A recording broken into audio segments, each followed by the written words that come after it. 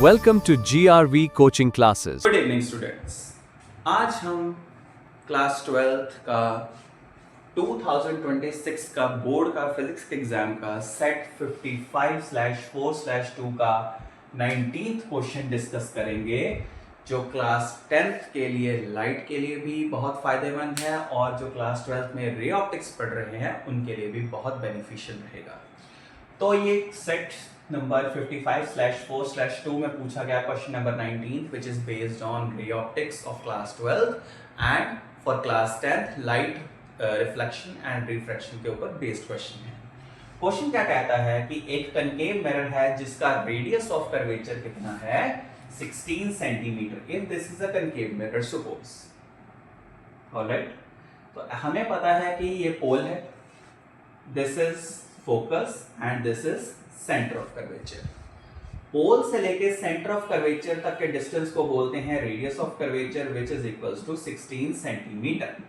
Alright, वो object से 2 गुना बड़ी रियल इमेज बना रहा है ये मिरर, ठीक है।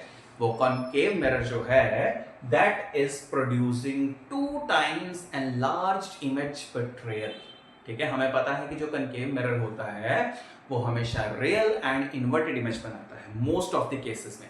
तो यहाँ पे भी वही कर रहा है वो कि जो कनकेव मिरर है वो रियल इमेज बना रहा है 2 गुना, ऑब्जेक्ट की 2 गुना बड़ी इमेज बना रहा है, ठीक है।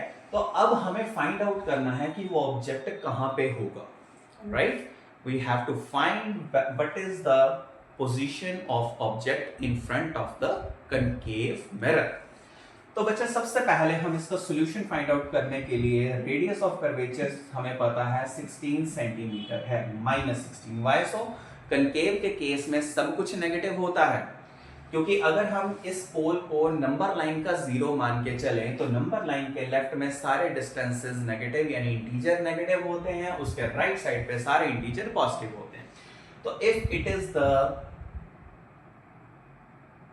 0 ऑफ नंबर लाइन, तो इट मींस जो लेफ्ट साइड पे सारे इंटीजर्स होंगे वो क्या होंगे, नेगेटिव होंगे। तो that's why radius of curvature will be negative. तो एज वी नो जो रेडियस ऑफ कर्वेचर और फोकल लेंथ का रिलेशनशिप है वो क्या होता है कि जो फोकल लेंथ होती है यानी पोल और फोकस के बीच का जो डिस्टेंस फोकल लेंथ है, पोल और फोकस तक का जो डिस्टेंस है that is called focal length, वो कितनी है -16/2 which is equals to -8 centimetre. मतलब पोल से लेकर फोकस तक का डिस्टेंस 8 सेंटीमीटर है, ऑलराइट। अब जो ऑब्जेक्ट है वो हमें पता है कि 2 गुना बड़ी रियल इमेज बना रहा है, तो मतलब मैग्निफिकेशन कितनी है -2। Why so? Because real image है।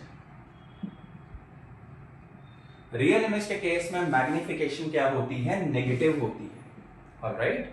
In case of real image formed by any mirror, सिर्फ सिंपली कनकेव मिरर है तो बनाता है, तो उस केस में मैग्निफिकेशन क्या होती है, नेगेटिव, ठीक है। अगर वर्चुअल इमेज हो तो वो पॉजिटिव होती है मैग्निफिकेशन।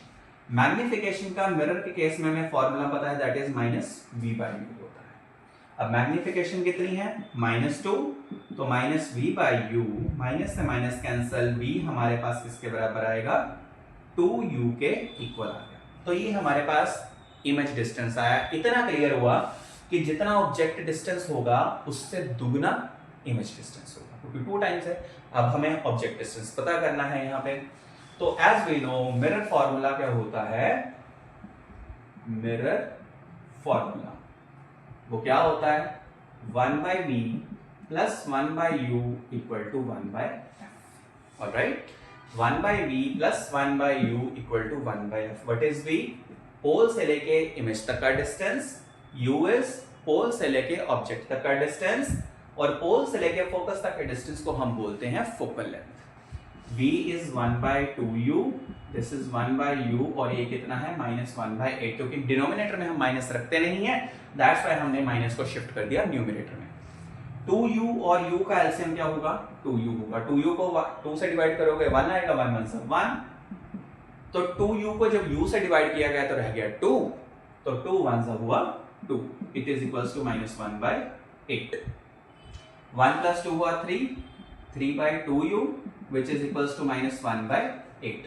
अगर आप इसको 2u को उधर ले जाएं 3 इंटू 8 इक्वल टू -2u करोगे तो ये बनेगा 24 इक्वल टू -2u। तो u आपके पास कितना आ जाएगा -24/2 दैट इज इक्वल्स टू 12। तो आपके पास जो ऑब्जेक्ट डिस्टेंस आया वो कितना आया -12 सेंटीमीटर और इमेज डिस्टेंस कितना आएगा -12 into 2 which is equals to -24 centimetre. इसका मतलब अगर ये डिस्टेंस 16 सेंटीमीटर था तो यहाँ पे कहीं ऑब्जेक्ट होगा, ऑलराइट, ऑब्जेक्ट कहीं यहाँ पे होगा और इमेज सेंटर ऑफ कर्वेचर के बियॉन्ड बनेगी। It means this is real image और ये डिस्टेंस है 24, दिस इज इमेज और ये हमारा आ गया object distance which is equals to 12 centimetre. हमें पता है ना 10th में हम पढ़ के आए हैं कि when the object is between centre of curvature and focus, तो इमेज कहाँ बनती है, सेंटर ऑफ कर्वेचर के बियॉन्ड बनती है। तो जब आप इन रेज को मिलाओगे तो फोकस से होके वो इसको मिल जाएगी और अगर फोकस से निकालोगे तो प्रिंसिपल एक्सिस के पैरेलल हो जाएगी। So this will be the actual ray diagram of this question. This will be the final solution of the question, which is equals to object distance -12 centimeter, image distance -24 centimeter. ऐसे ही questions को और ज़्यादा करने के लिए और ज़्यादा videos देखने के लिए मेरे चैनल GRV कोचिंग क्लासेस को लाइक, शेयर और सब्सक्राइब कीजिए। मैं आपके लिए इससे भी और अच्छी वीडियोस लेके आऊँगा, पर पहले मेरे चैनल को शेयर, लाइक और सब्सक्राइब करें। Thank you.